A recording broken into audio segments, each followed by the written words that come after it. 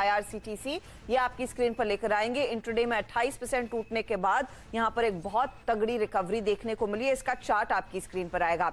आपको याद होगा आज सुबह में स्टॉक इसीलिए टूटा क्योंकि रेल मंत्रालय की ओर से एक बयान आया कि 1 नवंबर ऑनवर्ड्स यानी कि अगले हफ्ते से कंपनी को अपने कन्वीनियंस फी का रेवेन्यू 50-50 बांटना होगा, रेल मिनिस्ट्री को देना होगा, रेलवे डिपार्टमेंट को देना होगा। लेकिन इसको लेकर ऑफ कोर्स मार्केट का बहुत ही कठोर रिएक्शन था, स्टॉक की धुलाई हुई, 28% टूटे। और अब खबर आ रही है, दीपम सेक्रेटरी ने साफ कह दिया है रेलवे ने अपना फैसला वापस लिया है।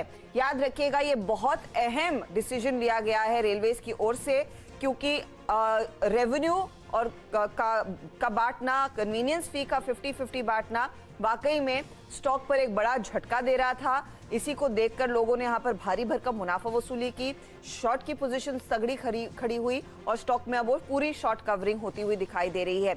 लक्ष्मण मेरे साथ जुड़ गए हैं। लक्ष्मण, इनफैक्ट दीपाली हमें सुबह में ये भी खबर दे रही थी कि 10 बजे आज सीएमडी ने एक हाई लेवल की बैठक बुलाई और अब ये दीपम सेक्रेटरी का बयान आया है। डिटेल्स बताएं, एग्जैक्टली क्या कहा गया है?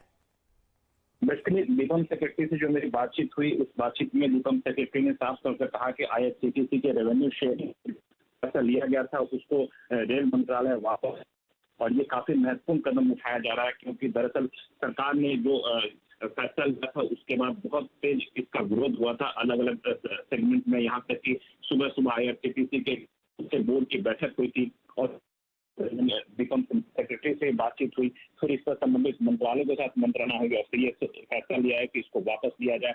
बहुत जल्द इस पर आप देखेंगे कि रेलवे मंत्रालय एक औपचारिक बयान आता हुआ दिखेगा। लेकिन अभी जो दीपम सेक्रेटरी तुहिन कांता पांडे हैं, उनके हिसाब से, उनके मुताबिक जो उन्होंने मुझे बताया उसके मुताबिक रेल मंत्रालय ये फैसला जो है सो वापस लेने जा रहा है क्योंकि इससे आईआरसीटीसी के रेवेन्यू पे काफी असर पड़ता है, उसके वॉल्यूम पर असर पड़ता है। और ऐसे समय में जो सरकार चाहती है कि सरकारी कंपनियों के प्रति लोगों का आकर्षण बना रहे, तो ये एक बड़ा फैसला है जिसको सरकार वापस लेने जा रही है। इनफैक्ट यही अगला सवाल पूछने वाली थी क्योंकि बीच में ऐसी चर्चा हो रही थी कि शायद आगे चलकर आईआरसीटीसी का ओएफएस भी आए, तो दीपम सेक्रेटरी समझते हैं अगर ये रेवेन्यू शेयर का मामला आएगा तो वो ओएफएस में रिस्पांस बहुत कमजोर आएगा। क्या उसी के मद्देनजर फिर शायद रेलवे डिपार्टमेंट पर जोर डाला गया या रेलवे मिनिस्ट्री पर जोर डाला गया है कि ये इस समय बिल्कुल गलत कदम है?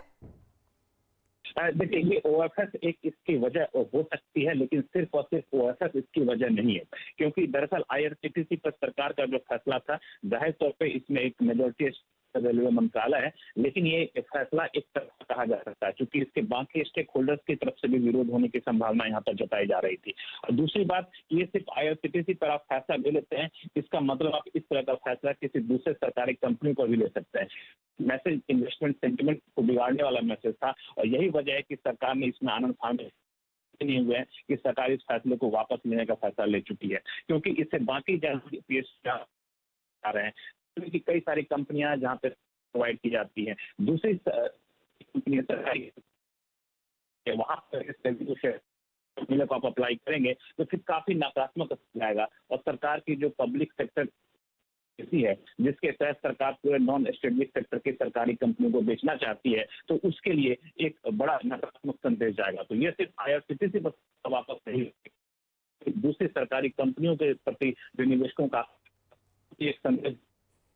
जी, और खासतौर से ऐसे समय जब सरकार हर कोशिश कर रही है फंड जुटाने की, अलग अलग कंपनियों में स्टेक सेल करने की, विनिवेश करने के लिए, बहुत ही गलत मैसेज था उस पर्टिकुलर अनाउंसमेंट का कि कन्वीनियंस फी को के रेवेन्यू को 50-50 सरकार और साथ ही आईआरसीटीसी में बांटना चाहिए। इसीलिए हमने देखा था एक गंभीर रिएक्शन और निचले लेवल से क्या बढ़िया रिकवरी देखने को मिली है, वो सराहनीय दे। याद रखिएगा आज खबर आने पर ये 639 के नीचे गया था स्टॉक, 639 तक के लेवल्स इसने दिखाए और वहां से एक बहुत ही स्मार्ट रिकवरी 28% टूटने के बाद देखिए क्या तगड़ी शॉर्ट कवरिंग देखने को मिली है इस ट्रेड में। और अब आ चुका है स्टॉक आपकी स्क्रीन पर करीब करीब 4% की ही गिरावट रह गई है। तो लक्ष्मण रॉय वो पूरी खबर बताते हुए कि एक बड़ा डिसीजन लिया गया है और एक सकारात्मक डिसीजन है आईआरसीटीसी के निवेशकों के हित में, और साथ ही साथ यहां पर सरकार इस समय इस बात पर भी ध्यान दे रही है